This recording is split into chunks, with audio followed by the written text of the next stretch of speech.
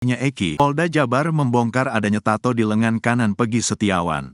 Dihapus usai kasus Vina. Polda Jawa Barat mengurai detail sosok Peggy Setiawan dalam jawaban gugatan pra-peradilan di Sidang Pengadilan Negeri Jawa Barat pada Kamis, tanggal 2 Juli tahun 2024. Salah satunya terkait keberadaan tato bergambar 3 bintang besar warna merah dan 3 bintang kecil warna hitam di lengan kanannya. Tato di lengan kanan Peggy Setiawan sempat viral setelah foto-fotonya diunggah di media sosial. Dalam foto viral itu tampak Peggy Setiawan pergi bersama teman-temannya ke pantai. Di foto itu, Peggy terlihat memakai baju warna biru muda.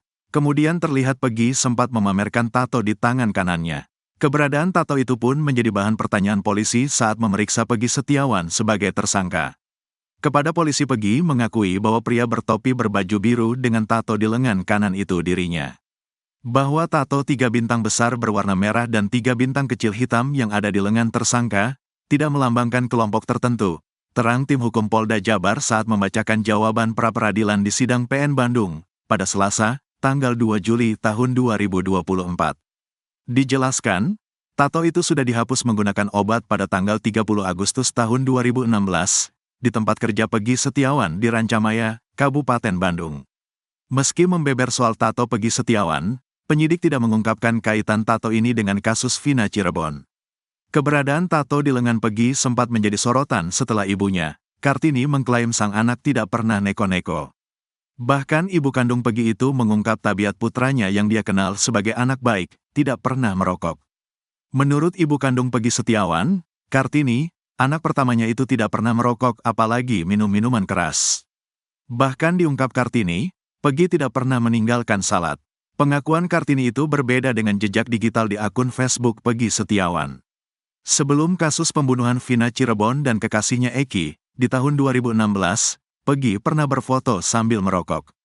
Peggy bahkan beberapa kali memamerkan tato di tangan kanannya. Bahkan saat ditangkap polisi, terlihat pada foto yang beredar kalau Peggy memiliki tato. Menurut Kartini, putra sulungnya itu selepas lulus SMP sudah langsung bekerja. Peggy itu kerjanya bangunan dari sejak keluaran SMP terbuka, kata Kartini dikutip dari YouTube Kang Deddy Mulyadi Channel, Sabtu, tanggal 25 Mei tahun 2024. Kartini juga menceritakan masa kecil Peggy yang sudah ditinggal oleh ayahnya sejak kelas 6 SD. Peggy mau SMP, bapaknya pergi ke Bandung, gak balik selama 3 tahun, ninggalin anak 4, tuturnya. Sejak saat itu, Kartini pun berpisah dengan ayah Peggy, Rudi Irawan. Kemudian setelah lulus SMP, Peggy diajak oleh sang ayah bekerja sebagai kuli bangunan. Dari pekerjaannya itu, Peggy berhasil menyekolahkan 2 adiknya. Alhamdulillah adik-adiknya dibiayain sama Peggy sekolah, kata dia. Apalagi menurut Kartini, putra sulungnya itu merupakan anak yang baik. Alhamdulillah dia baik, anaknya nurut, sholat gak ketinggalan, terangnya. Kartini pun membantah kalau anaknya ikut geng motor. Diakui Kartini, Peggy hanya punya motor yang sehari-hari dipakai untuk bekerja. Motor punya cuma buat kerja.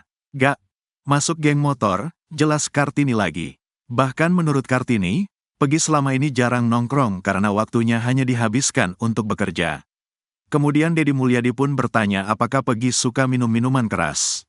Kartini pun mengatakan kalau anaknya tidak merokok apalagi minum alkohol. Peggy gak minum minuman, gak rokok, gak kopi, jelas Kartini. Kemudian Deddy Mulyadi mengatakan kalau cara mengecek orang yang tidak suka merokok tinggal diperiksa giginya. Paling dia sukanya es gudai, good day, gitu aja, kata dia lagi.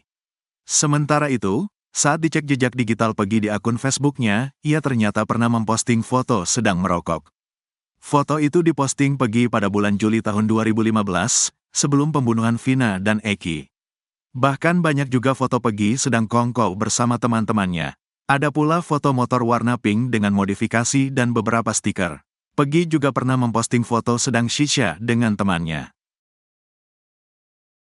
Sidang Peggy mendadak riuh saat saksi ahli jawab soal Peggy Perong. Sorakan dari pengunjung sidang sempat mewarnai sidang pra-peradilan Peggy Setiawan soal kasus Vina Cirebon di Pengadilan Negeri Bandung, Rabu, tanggal 3 Juli tahun 2024. Sorak-sorai ini sempat mewarnai ketika dalam sidang dihadirkan saksi ahli pidana dari Universitas Jayabaya Jakarta, Prof. Suhandi Cahaya. Saat itu kuasa hukum Peggy Setiawan mendapat kesempatan untuk bertanya kepada saksi ahli pidana. Kuasa hukum Peggy Setiawan menanyakan soal Peggy alias Perong yang mereka nilai merupakan sosok berbeda dengan Peggy Setiawan. Sehingga atas dasar hal itu mereka beranggapan bahwa penangkapan Peggy Setiawan merupakan salah tangkap. Pihak kuasa hukum Peggy Setiawan bertanya kepada saksi ahli soal perbedaan nama Peggy alias Perong di DPO dan Peggy Setiawan yang ditangkap. Serta soal kemungkinan jika Peggy Setiawan salah tangkap. Pertanyaannya, di DPO Peggy alias Perong, sementara yang ditangkap Peggy Setiawan. Bagaimana dalam hal tersangkanya itu gugur atau tidak? Bagaimana keterangan ahli? Tanya salah satu dari tim kuasa hukum Peggy Setiawan. Hal itu kemudian dijawab oleh saksi ahli pidana. Itu salah tangkap, jawab saksi ahli. Berarti tersangkanya bisa digugurkan? Tanya tim kuasa hukum Peggy Setiawan. Konsekuensinya itulah digugat, kemudian menetapkan itu dinyatakan tidak sah dan otomatis penangkapan atau apa mesti digugurkan? Jawab saksi ahli lagi. Berarti gugur ya? Oke, terima kasih, timpal tim kuasa hukum Peggy Setiawan. Hal itu kemudian direspon riuh oleh para pengunjung sidang pra-peradilan Peggy Setiawan ini. Terdengar bahwa para pengunjung sidang ramai-ramai bertepuk tangan. Tidak hanya tepuk tangan, adapun pengunjung bersorak merespon jawaban dari saksi ahli pidana tersebut. Sontak Hakim Eman Sulaiman langsung memberikan teguran kepada orang-orang yang membuat suasana sidang riuh tersebut. Gak usah disoraki atau ditanggapi, kata Hakim Eman. Dia menegaskan bahwa persidangan ini bukanlah show atau pertunjukan. Eman meminta pengunjung hanya menyimak saja isi persidangan ini. Jika ingin meluapkan emosi, kata Eman, dia mempersilahkan tapi di luar ruangan sidang. Ini bukan pertunjukan ya, pahami aja, kata Hakim Eman. Kalau nanti mau ketawa, nanti di luar, dikumpulkan dululah, ungkap Eman. Diketahui, dalam sidang pra-peradilan Peggy Setiawan ini dihadirkan saksi ahli pidana Peggy menanyakan pendapat saksi ahli pidana, Prof. Suhandi Cahaya. Dalam agenda sidang kali ini, selain dihadirkan saksi ahli, saksi lainnya pun juga turut dihadirkan mencapai 8 orang saksi.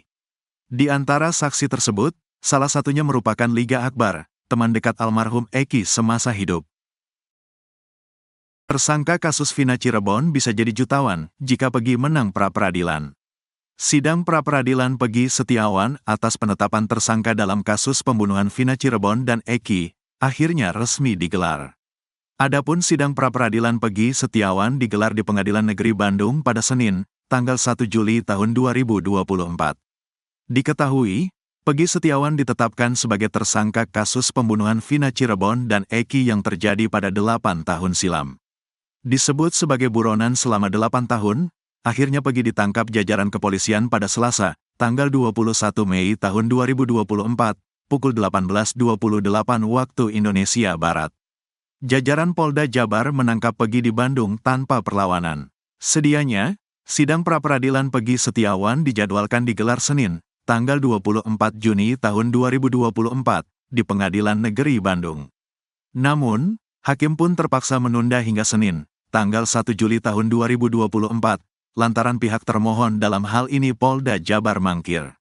Peggy Setiawan, tersangka kasus Vina Cirebon, bakal menjadi jutawan jika berhasil mengalahkan Polda Jawa Barat di sidang pra-peradilan. Kini, Peggy Setiawan tengah berupaya membuktikan diri, jika dia bukan pelaku yang membuat Vina dan Eki tewas. Pria yang berprofesi sebagai kuli bangunan itu sebenarnya sudah mendapat simpatik publik. Sebagian masyarakat berkeyakinan jika Peggy Setiawan merupakan korban salah tangkap Polda Jawa Barat. Bukan tanpa alasan, sebab Peggy Setiawan pada saat peristiwa Vina dan Eki tewas, dia tengah bekerja sebagai kuli bangunan di Bandung. Alibi Peggy Setiawan pun selaras dengan kesaksian yang dituturkan sebagian orang. Dapat ganti rugi. Sementara itu, jika Peggy Setiawan dinyatakan tak bersalah, maka anak dari Kartini berpotensi menjadi jutawan. Peggy Setiawan berhak mendapat uang kompensasi. Hal ini dijelaskan pada Peraturan Pemerintah Nomor 92 Tahun 2015 yang mengubah Peraturan Pemerintah Nomor 27 Tahun 1983 tentang pelaksanaan Kitab Undang-Undang Hukum Acara Pidana, KUHAP. Dalam aturan itu, terdapat ketentuan yang mengatur hak tersangka untuk mendapatkan ganti rugi atas penahanan yang salah. Pasal 95 KUHP menegaskan bahwa tersangka berhak atas ganti rugi apabila penahanan yang dilakukan terhadapnya terbukti salah. Nominal ganti rugi yang diberikan bervariasi, mulai dari Rp500.000 hingga Rp100 juta. Jumlah ini bisa lebih besar jika penahanan tersebut menyebabkan cacat atau kematian. Pembayaran ganti rugi ini dilakukan oleh Menteri Keuangan. Penjelasan pakar hukum pidana, Profesor Hibnu Nugroho, seorang pakar hukum pidana, menjelaskan, jika penangkapan terhadap Peggy Setiawan terbukti salah dan ia dinyatakan menang, maka Peggy berhak mendapatkan rehabilitasi serta ganti rugi. Hal ini mencakup kerugian fisik dan psikologis yang dialami oleh Peggy selama masa penahanan. Lebih lanjut, Profesor Hibnu menyatakan bahwa jika Polda Jabar kekurangan bukti dalam sidang pra-peradilan, maka Peggy Setiawan bisa dibebaskan. Perkara tersebut dihentikan demi kepentingan hukum, jelasnya. Polda Jabar siap. Di sisi lain, Kabid Hukum Polda Jawa Barat, Kombes Nur Hadi Handayani, didapuk menjadi ketua tim kuasa hukum Polda Jabar dalam menghadapi gugatan pra-peradilan yang dilayangkan Peggy Setiawan. Kombes Nur Hadi Handayani menjadi ketua tim kuasa hukum dari Polda Jabar dalam sidang pra-peradilan Peggy Setiawan, Senin, tanggal 1 Juli tahun 2024. Siap bertarung di pra-peradilan, Nur Hadi Handayani akan beberkan bukti agar Peggy Setiawan tetap dinyatakan sebagai tersangka pembunuhan kasus Vina di Cirebon. Pada sidang hari ini, Polda Jabar hadir dengan agenda pembacaan tuntutan dari tim kuasa hukum Peggy Setiawan.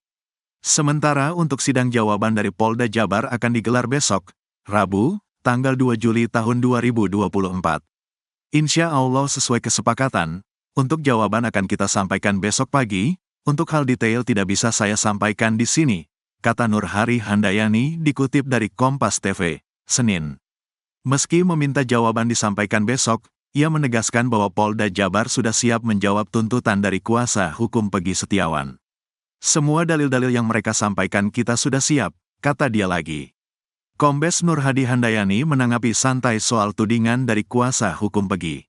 Tim kuasa hukum Peggy Setiawan mengatakan bahwa 2 alat bukti yang akan dihadirkan oleh Polda Jabar tidak cukup. Sebab, Polda Jabar hanya memiliki 2 alat bukti berupa dokumen dan saksi ahli saja. Berbeda dengan tim kuasa hukum Peggy yang mengaku punya saksi fakta. Kalau dia menyatakan 2 alat bukti gak cukup, terserah mereka. Itu hak mereka untuk menyampaikan, kata dia lagi.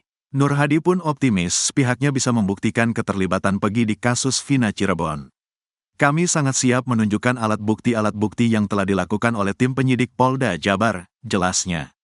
Untuk alat bukti, kata dia, akan disampaikan di persidangan pada Kamis, tanggal 4 Juli tahun 2024. Ia mengklaim alat bukti yang akan mereka bawa yakni berupa dokumen dan keterangan dari saksi ahli. Kemudian mereka akan tampilkan untuk saksi dan ahli, kita juga akan sampaikan untuk dari ahli. Kita akan bantah dalil-dalil mereka. Dari Polda saksi ahli aja, 1 orang, ungkapnya. Sementara itu, kuasa hukum Peggy Setiawan, Tony RM mengaku akan menunjukkan bukti DPO yang dikeluarkan oleh Polda Jabar. Di mana menurut dia, Peggy Setiawan yang ditangkap sebagai tersangka ini berbeda dengan ciri-ciri yang diumumkan kepolisian. Itu akan kami jadikan bukti bahwa DPO Peggy, perong rambut keriting, tinggi 160, tinggal di Banjarwangunan. Yang ditangkap ini rambutnya tidak keriting, Peggy Setiawan ini lurus, alamatnya di Kepompongan. Umurnya DPO 32 2024, Peggy baru 28 tahun, jelas dia.